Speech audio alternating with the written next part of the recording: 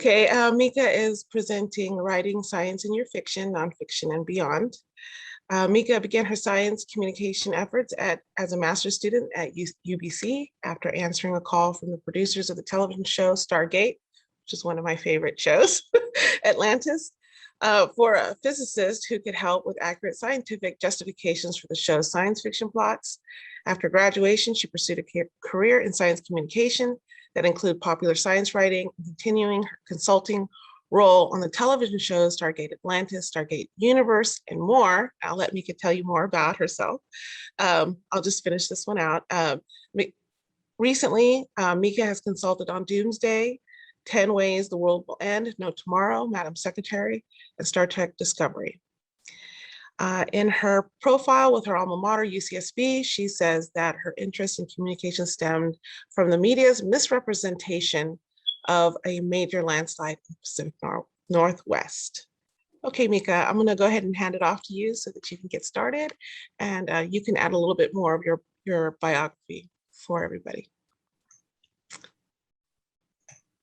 All right, and it looks like somebody in the chat is asking for the URL for the event if somebody wants to pop that in. I was trying to multitask for it, but no sure. luck. Well, here. Right. Okay, let me get that. I'll get it for them. Right. Dun, dun, dun. And hopefully I'm going to successfully slide share here. You'd think after a year of doing the virtual events and all of that, I'd be nice and smooth at this, but you know, still a little bit cautious every time. I am screen sharing and I am not muted. Fantastic, excellent. So we're going to talk about writing science in your fiction, nonfiction, and beyond. I know it seems like you'd only care about science if it's in sci-fi, and I'm going to try and convince you it's actually useful in every genre of writing. I cannot see the chat in this view, so if there are like questions you want to get along the way, just go ahead and interrupt. I am fine with that. Otherwise, I'll try and leave space for questions at the end as well. But I am fine derailing off into tangents that you're finding interesting.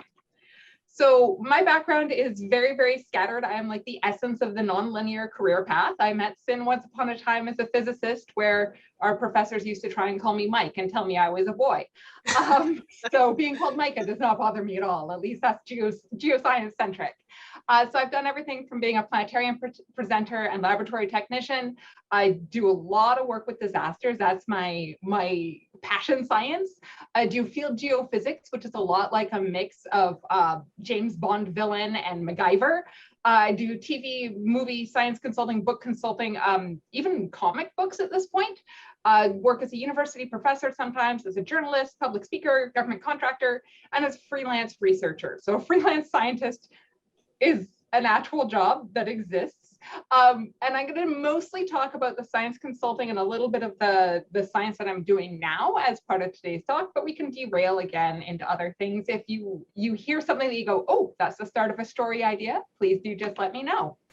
So the research I'm doing right now, and this is the only bit I'll talk about it, but it's such a cool concept that I know it's a start of somebody's story, is I'm on something called Project Espresso, where we're looking at landslides in space. We're actually doing a full assessment of, so we've got all of these little robots that are going to asteroids and moons and other small bodies around the solar system. And when they get there, every now and then something happens, like with the European Space Agency, they sent the Rosetta mission to the comet 67P. It's the comet that looked like a rubber ducky. And it dropped the Philae lander, and the Philae lander landed and went bounce, bounce, bounce, upside down on his back, legs in the air next to a cliff, and died. So we had like decades and millions, I think it was $15 million worth of research just gone inside of an hour. And we never, ever, ever want that to happen again. So I'm on a team that's going, all right, can you from orbit around these small little bodies go, what is interesting, what is safe, find the overlap, land in the center? And could you do that and like slap that tool package on the outside of a robot, on the outside of a spaceship with humans on it, of anything? We're having more and more of these trips to asteroids. We just had the Bennu and the Habeasha 2 missions, or OSIRIS-REx to Bennu and Habeasha 2 to Ryugu, were two different spacecraft going to different asteroids where they actually landed on the asteroids and they did things like they shot the asteroid with a titanium bullet, like all these amazing, crazy details that don't sound like real life, but are. And this upcoming week, I think it is, we're having the launch of the Lucy mission, which is going to go to an asteroid that we think is the inside of a failed planet. Like, this is a planet that never happened, and it's just the beginning of this entire alternate history of what if we had another extra planet in our solar system hanging out between Mars and Jupiter. So that's the research project I'm working on. The next big thing we've got going on with it is, as soon as the Canadian-US border is reliably open, we're going to be doing zero gravity flights, and I'm going to have fake landslides in boxes that I take on a zero gravity flight and fly them up and down. So it's not only does it sound absolutely sci-fi, the entire basic premise, but the actual research itself is just bonkers. It's absolutely bonkers, and I love that it's real life. In terms of writing, I do a lot of science journalism work along with the science consulting work. And for that, my job is to try and find little kernels of science in all sorts of stories. And it's easy to do in something like, oh, there's a new research finding. But you can also find science in stories like astronauts baking cookies on the International Space Station and how we didn't actually know what shape the cookies would be or how the bubbles would move around. Or one of my favorites is doing every year the science and technology in the high fashion of the Met Gala gowns. So these great big, huge, fancy, constructed high fashion projects actually involve a lot of science and engineering and technology. Also doing the science of fiction stories. So not only consulting on the science in the stories, but pulling back and going, all right, if I'm looking at somebody else's stories, like, 50 years of Doctor Who, what sort of science can we find in there? For science consulting, I have done a lot of movies and TV work, starting with Stargate Atlantis, worked on Star Trek Discovery, but also doing things that are not sci-fi. So Madam Secretary is a political drama. No Tomorrow is a romantic comedy about the end of the world. Sharknado is this like classic made-for-TV B movie, yet it has in it one absolutely golden paragraph of perfect science on which they're hanging all of this outrageous plot. So if you watch Sharknado, you can get an absolutely ideal definition of a tornado and how they form. Something like Gabby Duran and the Unsittables is a children's TV show that I consulted on in order to write their geometry tests as part of the plots. I've worked on comic books like Saturday Morning Breakfast Cereal and other offshoots of that. I've done the Aliens versus Predators, the books based on the movies, help them out coming up with different worlds that could make more interesting stories for that. So there's been all sorts of genres along the way, all sorts of formats along the way. Also doing things like sometimes I'm actually on camera instead of consulting behind the scenes. So the most recent things I had come out were Hidden Signals, Nostradamus End of Days, and I Can't Believe I Survived, which were all the sort of television series that are like Ancient Aliens-esque. The TV series you watch late at night and never admit that you've actually watched, but have a surprising amount of interesting science in them. Science has been used in stories for a long time. We often think about the classics like Mary Shelley doing Frankenstein as being the birth of sci-fi, or looking at the scientist authors like Isaac Asimov, Arthur C. Clarke, or Hal Clement. But we didn't really use science consultants as a separate entity until relatively recently. They've become more used in fiction with the rise of the internet, because we've had this fantastic combination of, you have fan forums, which means that people who are particularly interested in an idea can all lump on together and dig into every single tiny little detail. And if you give them extra science hooks in there, it turns into an Easter egg. It's a relatively cheap way, in terms of both money and in plot, of giving an extra thing for people to be excited about. It's almost like a form of fan service to have a little bit of science hidden in there. And also because you can do things like, if it's TV or movies, being able to freeze frame and get into all the details and like see the equations in the background or replay particular moments. I've also found it's a little bit less so, but because we have so much more ease of self-publishing, then you can have people who find particular little niches that they wiggle on into. And then again, there's this place for people who notice when you don't have good science get turned off. So having the nice plausibility support can keep you moving, which segues into why bother having science in stories. It's really obvious why you would do it in science fiction, but what about in all these other genres? Why would you care? Well, last night I was reading book 8 of it, or book 9 in a big long series clearly I've been invested in. And it's like this goofy book series about helping ghosts travel on to the next world, like help them resolve their problems and move on, right? And you think, you know, you don't care about the science in this, right? You're starting from the premise of there are ghosts and you're talking to them. But there was this plot point about blood types where they went, well, mom has type A blood and dad has AB blood, and the kid learns in high school science class that she's got O blood, so dad can't be her dad. Except for that's not how blood typing works. That O is the absence. So literally any combination of parents can result in O. Instead, if you had mom is A, dad is O, kid is AB, then you'd have the plot make sense. And it's still bugging me. It's just pulled me out of it. And I'm not even a biologist. It's just, it doesn't change the story at all. It was unnecessary to have that exception. And by getting it wrong, it's nails on the chalkboard that throws you out, where you're like, this world doesn't make sense. That's not right. Somebody get this child a science tutor and she'll resolve her parental conflicts about realizing she's not biologically related to daddy, because she is. Like, and that's not what I should be thinking about in this story. So by having good science, you create those plausibility in stories and you build up that goodwill with your readers so you can take a leap of faith and they'll come along with you for the meet cute or for the series of improbable events that resolve your plot. But you want to save that suspension of disbelief for when you actually need it. Having good science in stories also leads to richer world building. That one of those fatal flaws in stories is that everything feels really superficial and you're not particularly invested. Well, you spend all this time thinking about the characters. How about the world that they exist in? It doesn't, like, again, in the one I'm talking about, the particularities of the world building was all focused on the ghosts. They could just borrow from reality for the rest of it. But if you get the science wrong, then you're not there.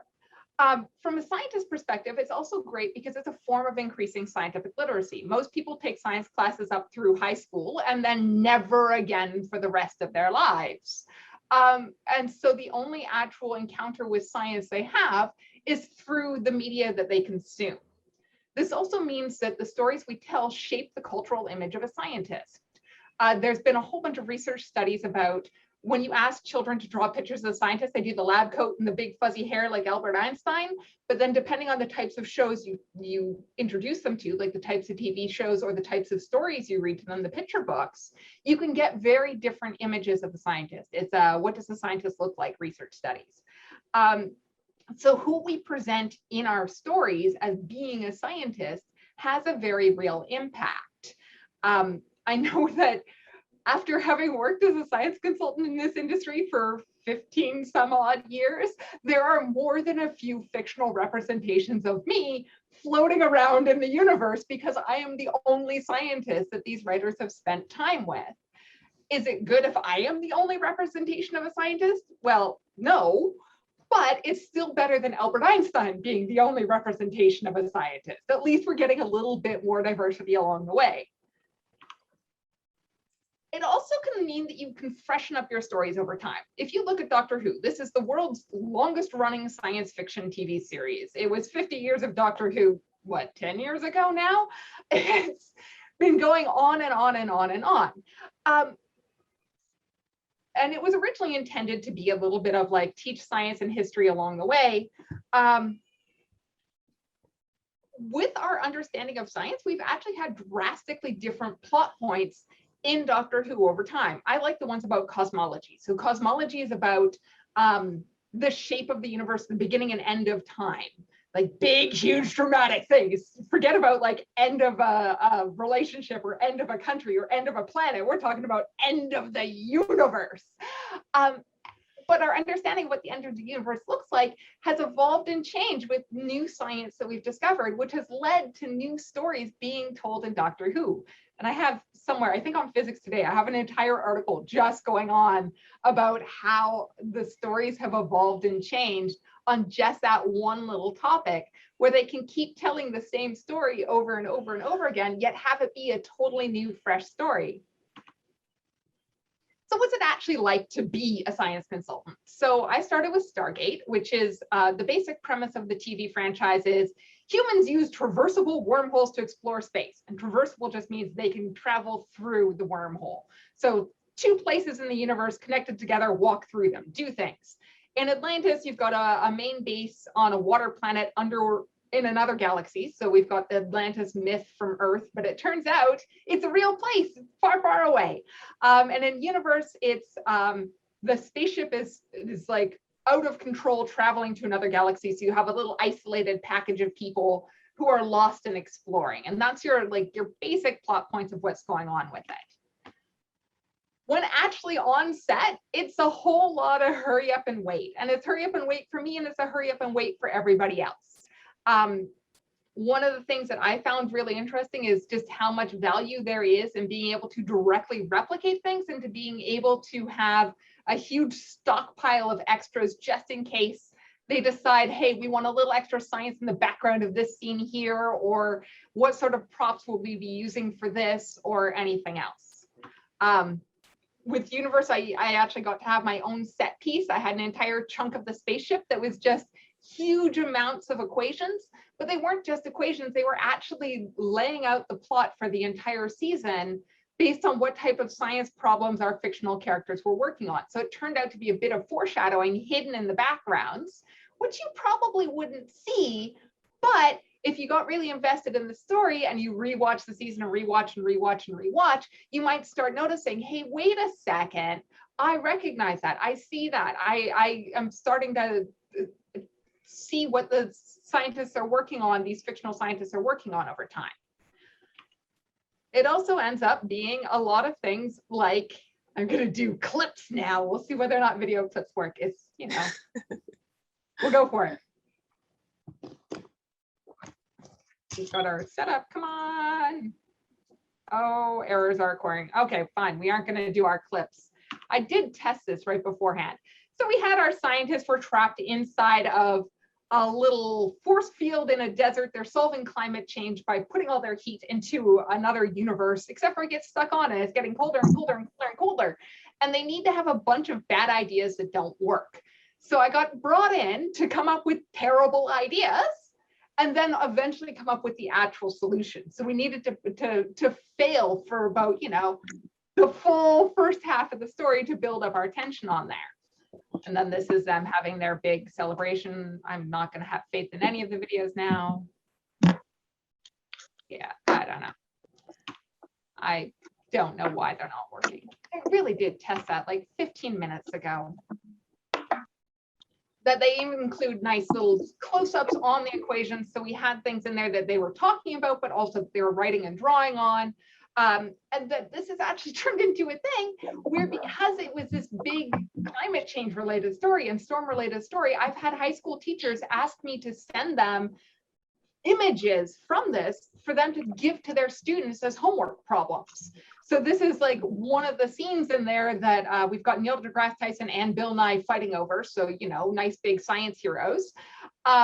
And we're talking about how storms form. And all of these are actual, like, the premise is ridiculous, but the storm formation science is real and normal. So they're able to use this as the beginning of, okay, let's talk about this in our class. Let's have this hook into fiction as a way of getting the students interested and engaged.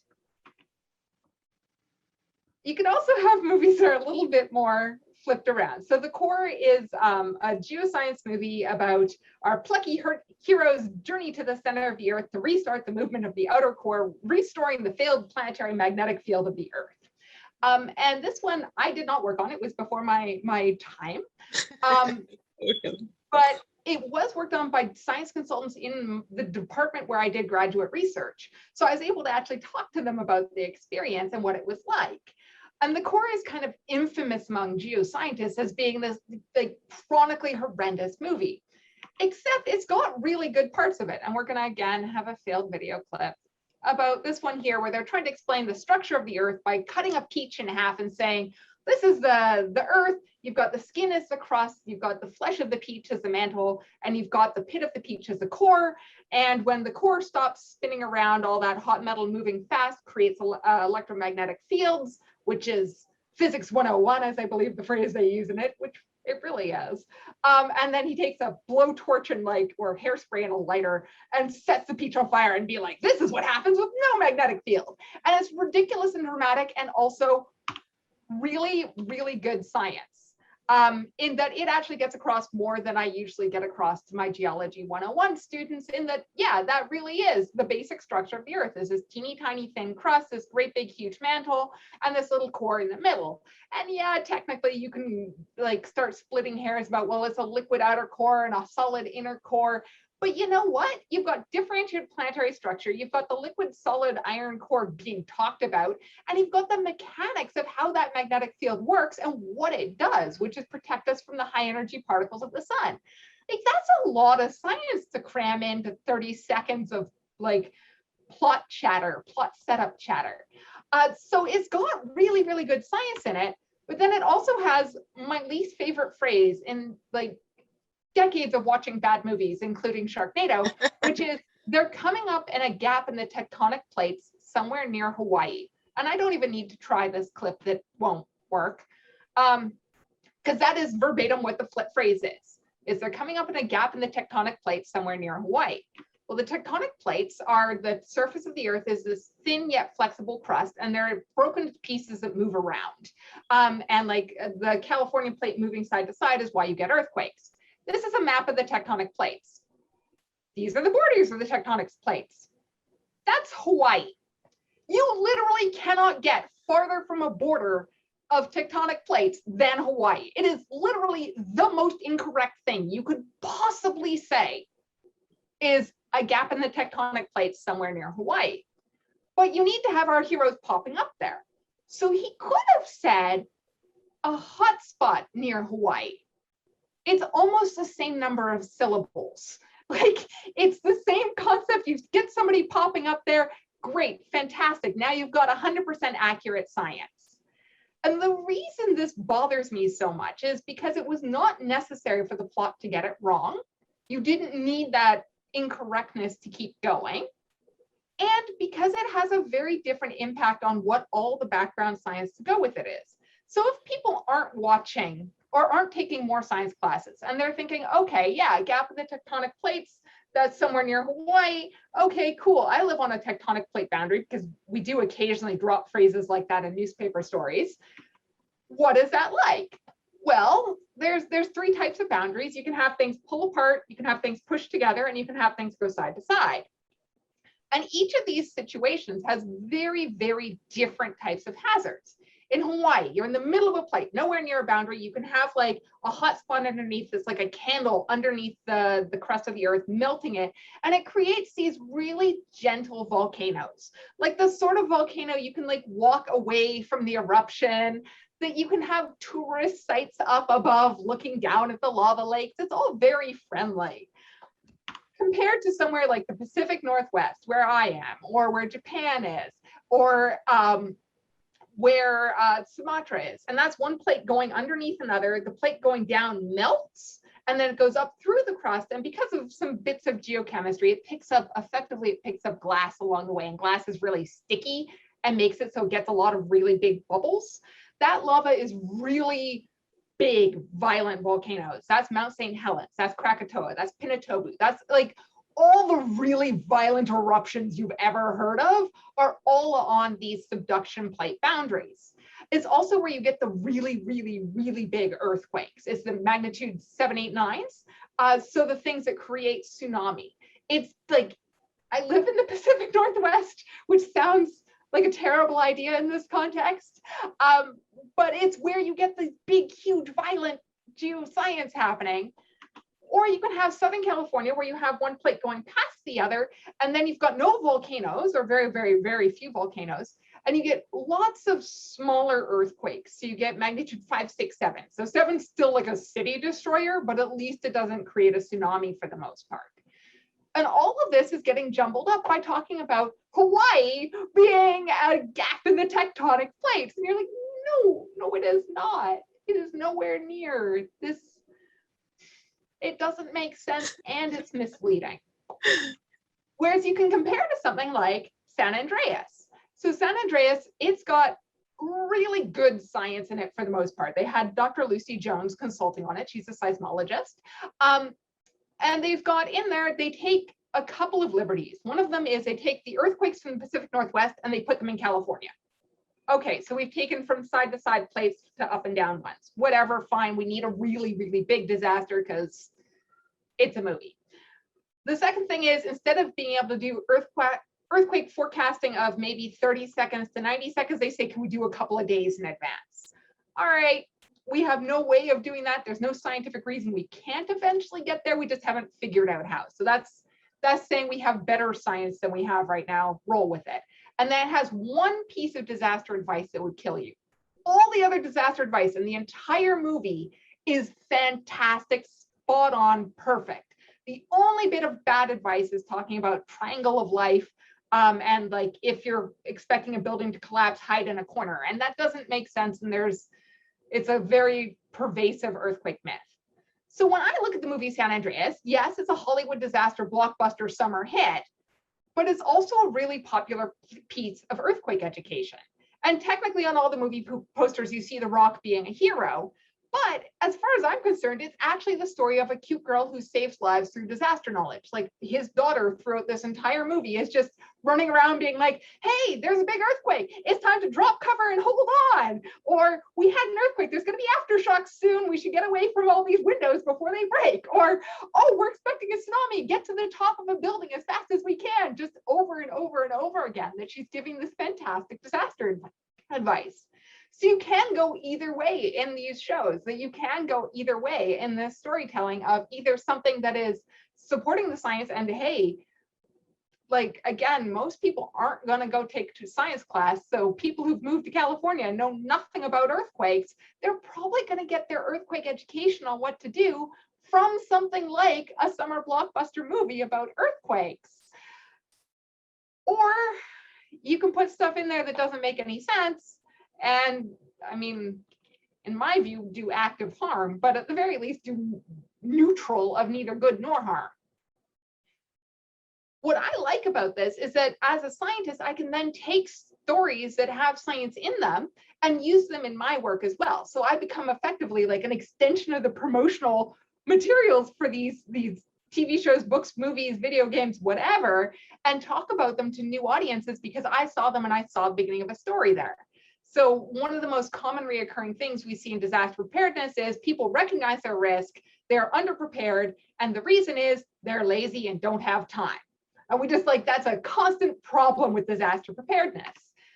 So I can take something like the more recent Star Wars movies and go, hey, how can you be lazy and yet enhance your community resilience? Have all of you survive together?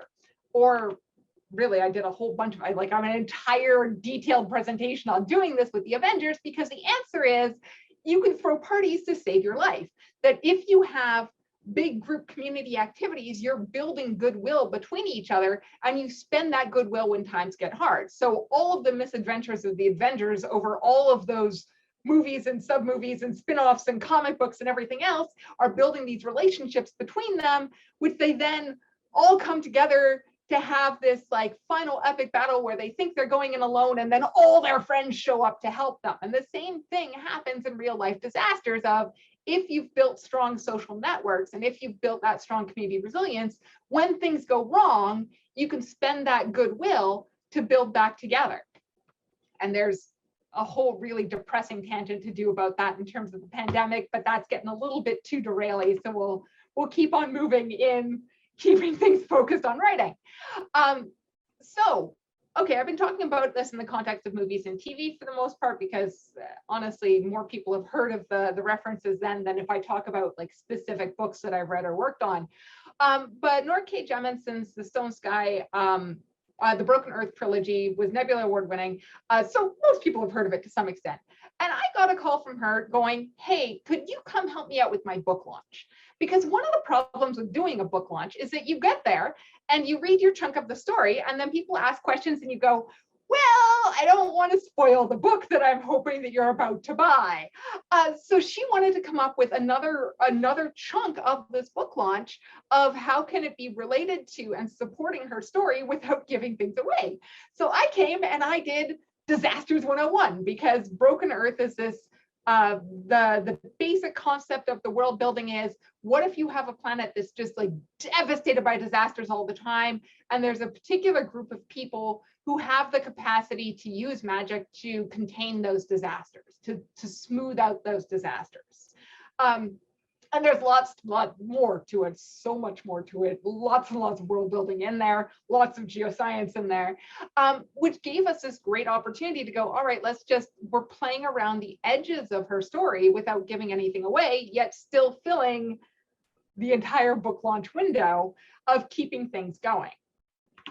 So if you're a scientist and you want to use a scientist, the places you can find them is the National Academy of Sciences runs the Science and Entertainment Exchange. This is like a free matchmaking program where all the scientists are volunteers in the program. And as a content creator of any type, you have the ability to contact them and say, hey, I'm a writer working on this thing. Could you introduce me to a brain surgeon? Could you introduce me to a rocket scientist? Could you introduce me to a hydrologist or somebody who knows about floods, or somebody who can talk to me about how diseases spread? So you can go and you can get their help. If you're doing a great big huge project, it is polite to offer to pay them along the way. But most people understand that book authors and emerging authors do not have much of a budget. So for example, when I'm charging people, I have a very big sliding scale between what I charge for Moonfall, the giant blockbuster coming out from a well-known producer and director, versus an author who's working on their first book, where I might charge, hey, list me in the acknowledgements, might be the fee. So there's a huge range in there. You can also look on social media. There's a lot of scientists out there who are eager to participate in stories, or you can look at local universities, museums, parks. All of these people are literally, their job is to communicate science. And if you come to them with something unusual and interesting, they'll be really excited to have something that's not just their normal, hey, let me give you my spiel about trees. So you can find scientists all over the place.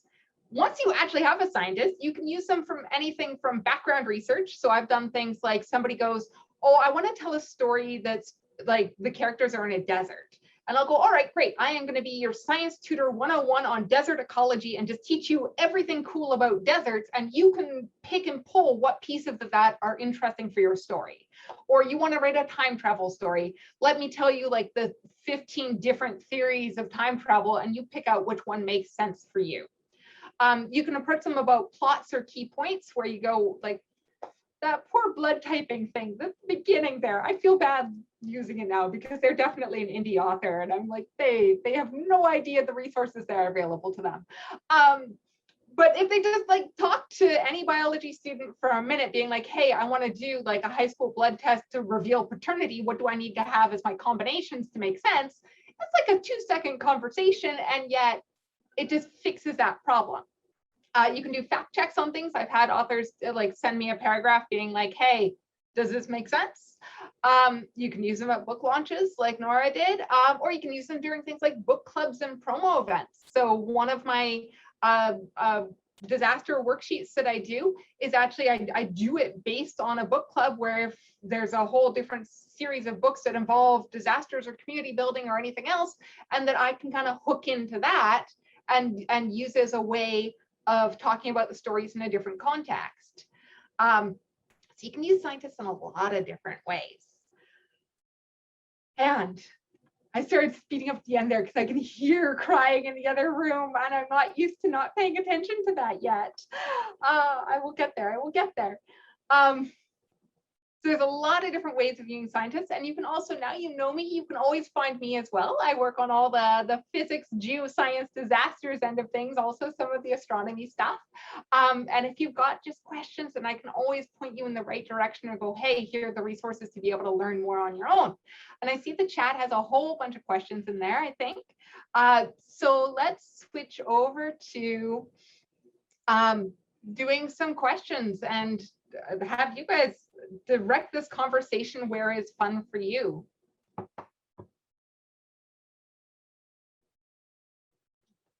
Does anyone have any questions? You can you can unmute yourself and ask directly, or you can drop it into the chat. Let's see. Linda, yes, I will give my slides out. I did not successfully give them to Cyn before this, but I will. And let's see, Futurama. A really interesting thing about Futurama is that a large number of the writing crew actually have science degrees. So they don't use science consultants at all because they have like a computer scientist as one of their writers. It also means that there was a math proof that was published in Futurama before it was ever published in a math journal, which I had a smaller moment of that with Stargate, where I had a theoretical astrophysical object that we produced in Stargate, and then 3 years later astronomers found it in real life, and I was like, yes, I had a plausible thing.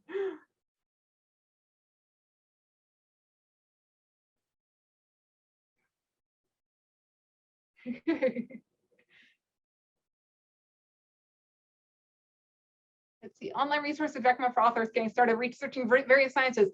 All right, so there's actually a whole series of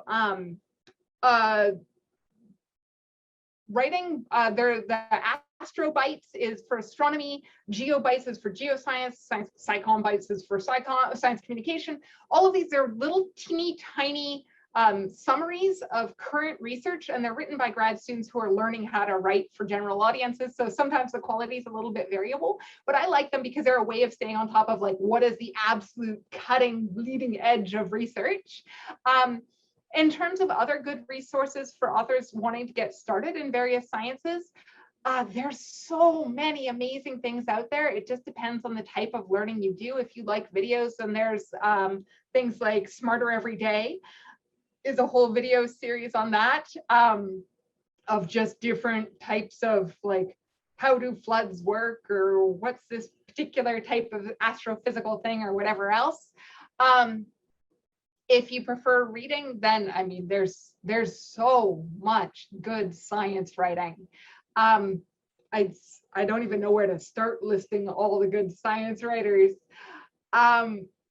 Yeah, there's just such a wealth of material that if you start poking around, do make sure it's like legitimate sources. A lot of the big science organizations like the American Association for the Advancement of Science, AAAS, or the American Geophysical Union, American Physical Society, American Chemical Society, all of those, they tend to have blogs or publications where they'll list like summaries of upcoming, of different types of science. So that's another great one for getting very specific stuff.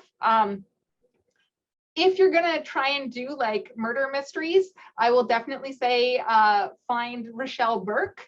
Is an absolutely amazing forensic chemist, and she does everything from TV shows to, I think she's got a regular column now in How to Get Away with Murder. I have done a lot of presentations with her over the years, and she's just fabulous. And you can also do more traditional books. Bethany Brookshire is going to have a book coming out, I guess, this upcoming summer about pests. So about how humans relate to like all the animals you think of as boring and mundane, like cats, like feral cats or squirrels or rats, but also things like if you're in Africa, your pest is an elephant. And it's going to be a very, very fun one. So lots and lots of things. Yeah, I would agree that Dracula is totally a science-infused movie. Have I worked with video game companies? Yes, very, very many video game companies, especially doing things like all like the space travel games. I've done a couple on, I haven't done Minecraft yet. I really want to. Goals. Lots and lots of indie games. And And as I'm trying to catch up on what the question list here is so I can try and be slightly coherent in things. The James Webb Space Telescope, I am really excited if it actually ever launches. It has been delayed and delayed and delayed and delayed like 20 years now. And now we're waiting to see if it gets hijacked by pirates, which again is one of those things where you're like, how is this real life and not fiction? That you have to worry about these really big, expensive telescopes getting hijacked by pirates and then held ransom, or on another occasion getting crashed into by a fighter jet when it was on its way to the launch pad. Actual things that happen to multi-million-dollar telescopes. But the James Webb Space Telescope is going to be the sequel to the Hubble, except for that it should be able to look at, we are hoping to use it to find the planets that are worth looking at closer in terms of could they have life on them or not.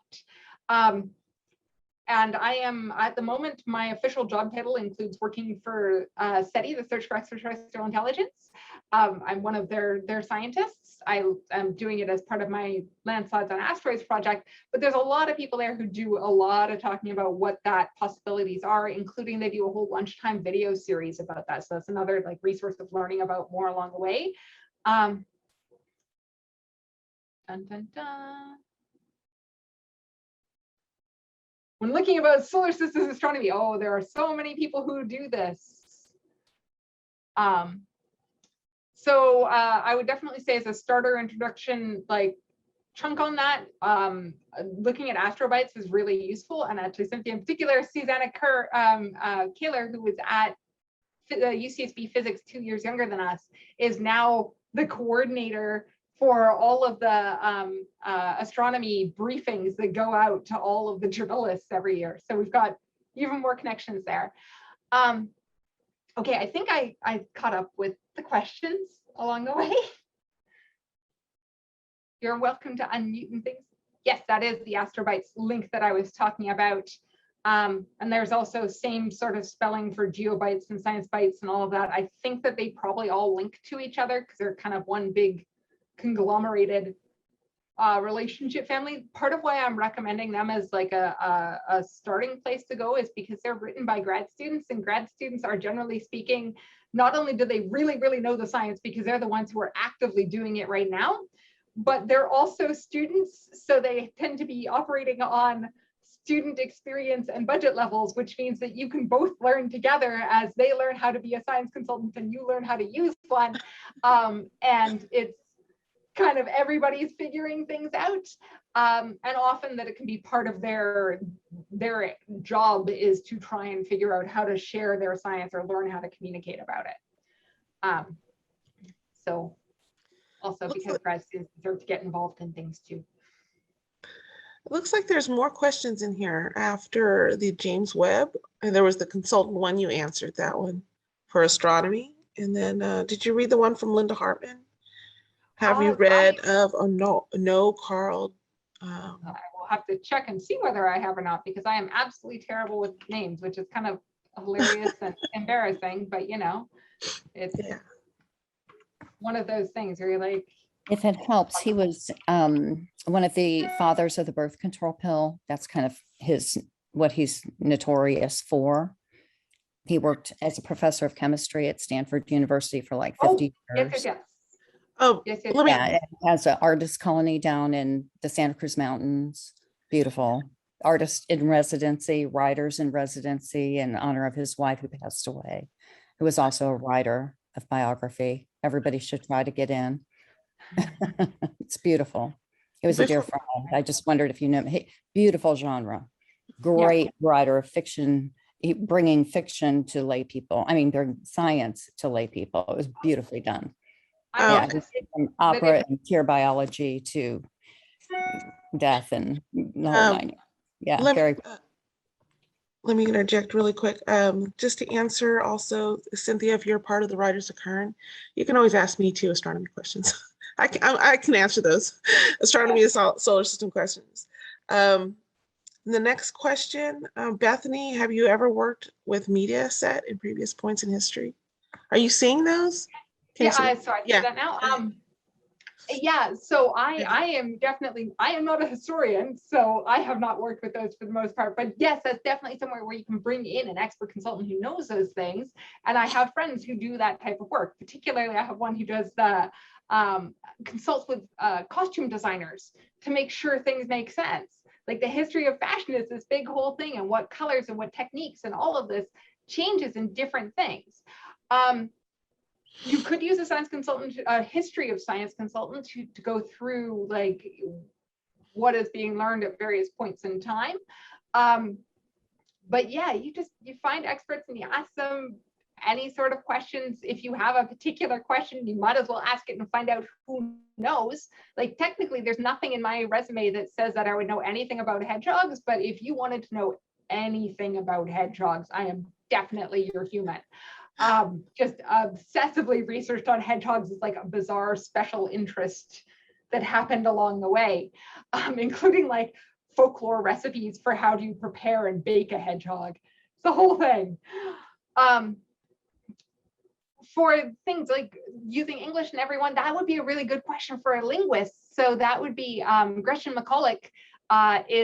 She wrote Because the Internet, that came out right before the pandemic, so you know, the before times, and runs a linguistics podcast called Linguistenthusiasm, maybe, I don't actually know how to pronounce it, I only see it written all the time, that goes into different aspects of linguistics and language formation and all of that. And she's been really fun for me to talk to, because it turns out babies have every single chunk of linguistic capability. They have the ability to make all of the noises of all of the languages, and then they start shedding them after they hear their parents and they start developing their own babbles. So right now, my little one is learning how to babble, and he's learning how to babble in all of the like ma ma ma ba ba ba ga ga gas. And I'm going like, oh, I need you to talk to like your Bulgarian cousins so you can do the like the proper shh noise that I can only kind of mimic at. And you better talk to your German grandma to be able to do the like the particular consonant combinations that I just mangle because I did not have that exposure as a small child. But this idea that like every infant is this infinite container of language possibility, and there's a use it or lose it on those languages is just like, that's the seed of a story. I don't know what the story is, but it's totally the seed of an idea right there of infinite possibilities locked up in tiny children. So you can also come up with like, all right, so what's your what if, what's your plausibility mechanism of if in movies and TV you need everybody to speak English, how are you going to make that happen? Are you going to have a universal translator? Are you going to have a linguistic thing that has happened that has made English the language of trade between all of these different places, which is why they mostly speak in English, but every now and then, like the Star Wars approach of mostly in English, but then every now and then different languages with subtitles along the bottom. That you can come up with the different concepts of which way are you going to take this world, and then what background does it need to happen? So what's your world building on that, and what justification can you come up with? My job as a science consultant is never to go, it's almost like a game of improv. It's yes, and it's the writer tells me I want to do this thing, and I go, yes, and here's how we can do it. It's never to go, you can't do that because this, that, and the other, because they're not writing, they're not creating a curriculum. The point is to have science support the story, is not to have the story be a stealthy way of getting the science around. So being able to work with that is, I mean, definitely not all science consultants are created equal. There's a reason I've been able to do it for 15 years, and there's just not that many of us who've gone that long at this.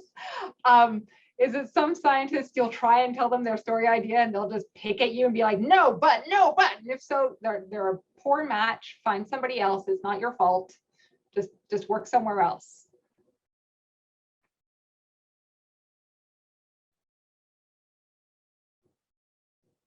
Yeah, the stolen children is definitely a big issue. I'm in Canada, I'm in Vancouver, BC, and we're having a huge reckoning right now with finding all the stolen children.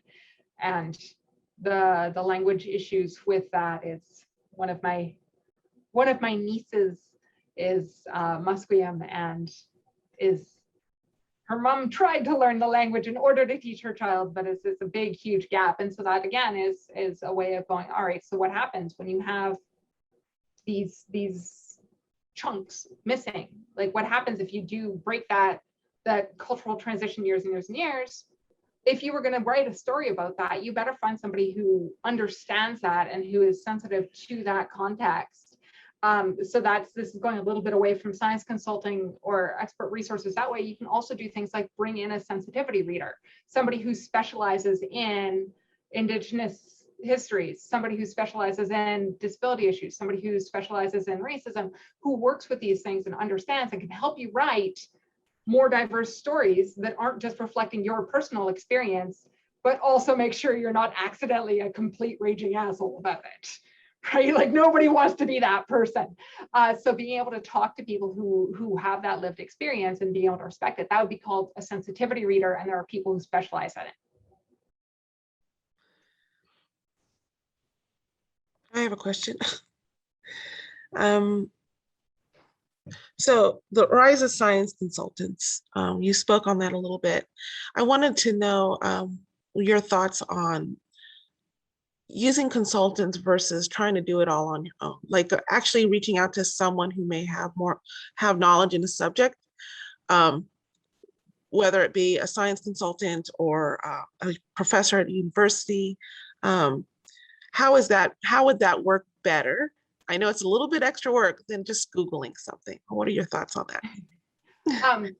So I'm going to have to turn off my video because it turns out my son is going to require a little bit of mom love over here. Okay. So I'll have my video off, but I'm still here. Okay.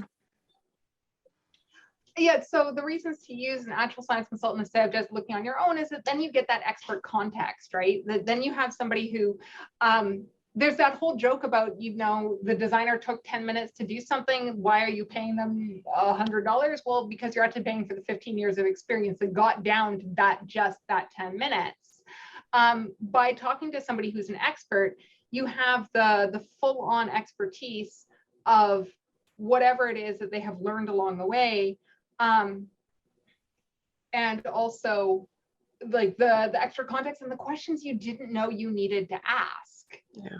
That like you might not know all of the questions and all of the specifics to piece it together. I'm sure the person who did the blood typing question, they were feeling really good about the fact they knew that A and B like were blood types that weren't O, but didn't know the O was an absence, so didn't quite finish asking the question. By talking to an expert, you skip those bits. You get the proper context in it. You also get the more subtle things like how they use language. That as writers, you observe everything, right? Like a lot of writing is observing and paying attention. Well, you get to see how somebody talks about things and what the way they use the jargon, the way they use the specialized phrases, or how they piece together the concepts. And that can help you kind of start figuring out how your character would in a book go approaching the idea or approaching the problem or discussing and talking about it. Yeah, I think that's great, especially, and you touched on this a little bit as well, the representations of scientists, from the cliche sort of Einstein, typical look. I mean, scientists come in all shapes and sizes, I have another question. You mentioned, we spoke before, just you and I, about your work on Sharknado, which I loved, by the way. And I wanted to know, so you didn't know you were working on Sharknado when you were working on it. So is that typical of the projects you receive? Do you usually know what you're working on, or do you usually get assigned something and then you don't know until later? So it depends entirely on what stage of production I'm working on. So for Sharknado, I was working on things in the pre-pilot stage when everything was listed under a code word. So I just knew at the time it was, I don't even remember what the code name was. And I was told it was a story about tornadoes that moved around exploding rocks. And I was just supposed to consult on the tornado bit. So I just did that, and I gave them this big, huge, long list of things about tornadoes. And about one production cycle later, Sharknado came out, and I went, I wonder, because it was by the same company. but maybe I was working on something that got shelved or postponed or anything like that. And it wasn't until I actually watched Sharknado and heard a paragraph that was literally verbatim from my notes that I went, oh, this is what I was working on. Whereas other times, if I'm, say, working on set, then I know exactly what I'm working on because I'm there during filming of the episode. If I am doing review of a book and checking through the plot points later on, then I know exactly what it is. But if I'm talking to a writer who's still in the development stage, I might not know. I'm a little bit unusual as a science consultant this way. Most science consultants only specialize in like one portion of it. So they'll only talk to writers during the plot making phase, or they're an on-set technician, or they only do the science of events afterwards. I do everything from beginning to end. So it's again, a little bit unusual that way. Okay. I was being asked, how do I get out there when there's so much that's bad in science and how it's represented in the media? You know what? I have a lot of fun with it. The way I figure it is that, again, these are not meant to be courses. They're not meant to be classwork. And if I go out and if I help people learn some science and I make sure there is, I am a little bit selfish. It means that there is media that I will enjoy reading or watching or participating in because I have helped make it slightly better. But it's never like, it's not a competition, and it's not a punishment, and it's not anything else. It's people are doing their best with it. And it's easy to pick things apart. It's easy to destroy. It's really hard to create. And I respect that. It's, I consulted on Moonfall, which is coming out in January. And it's going to be one of those great big, huge, over the top, catastrophic blockbuster movies about what if the moon crashes into the earth, which I am absolutely certain is just going to have so many people picking and pulling at the science of it. They're just going to trash the science of it because that's what people do to these types of movies. But I had a blast working on it. I had so much fun going through and being like, okay, so if that's your what if, then what next? And I can't really talk in detail about that one until January, but I do have permission to talk about it in January. I'm very excited about that part. And it's definitely going to be this thing of like, okay, yeah, there are some huge leaps you need to make. What if the moon was crashing into the earth? But if that was happening, what next? Where do we go from there? And that's fun. It's not a contest about how much accuracy there is. It's about how enjoyable is it, right? Like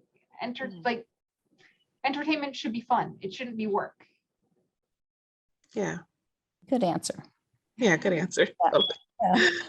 For the sake of drama, you accept a few mistakes. And they might, like, I prefer, like, this is where it is. It's why I don't like that whole, there's a gap in the tectonic plates somewhere near Hawaii, or the AB and A can't make an O blood type. I don't want the mistakes. I want to help them so there aren't mistakes. And instead, I want it to be deliberate choices.